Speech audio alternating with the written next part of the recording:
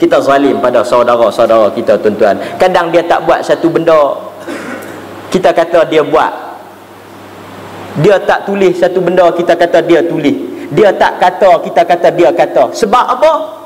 Semua ini dasar kezaliman kepada manusia. Kita dilarang, tuan-tuan. Kemudian wala yakhzuluhu. Apa makna tidak membiarkan dia? Yakni tidak membiarkan an yara syakhsan madhluman yatakallama alaihi adh-dhalim fayaqumu hadha ar-rajul wa yazidu 'ala alladhi yatakallamu alaihi wa la yudafi' an akhihi al-makhzul ma'a anna al-wajib nasr akhihi. Dia makna tidak membiarkan. Tuan-tuan, bila kita tengok satu orang difitnah, satu orang dizalimi, satu orang dituduh dengan tuduhan yang tidak benar, satu orang difitnah, dibuat cerita ke atas dia, kita yang kenal perangai dia, yang tahu kata benda tu salah, yang tahu kata dia tak buat, kita kena bangun untuk membela dia.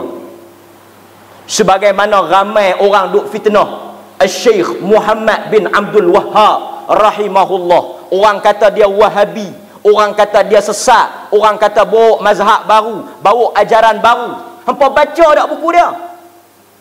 Satu orang yang tulis satu kitab, berpuluh-puluh kitab, ajak manusia pegang dengan tauhid, menghapuskan bid'ah, menyeru manusia kembali kepada ajaran agama. Tuan-tuan, kita duk makan daging Muhammad bin Abdul Wahhab lama mana lah ni? Esok Muhammad bin Abdul Wahhab akan datang pada setiap manusia yang mengata pada dia benda yang dia tak buat, benda yang dia tak tulis, benda yang dia tak kata. Esok, tuan-tuan, jangan kita jadi muflih kerana kita mengutuk satu orang ulama yang bangun mempertahankan umat dan akidah. Kalau tuan-tuan rasa pahala banyak, rasa amalan banyak, nak mengata dia, esok boleh bagi pahala tu kat dia, rasa tak jijik makan daging dia, silakan mengutuk Syekh Muhammad bin Abdul Wahhab dan mana-mana orang.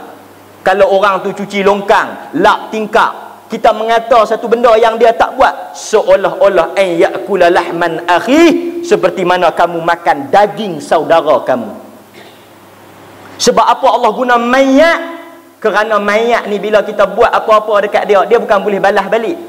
Muhammad ibn Abdul Wahhab dah mati lama dah.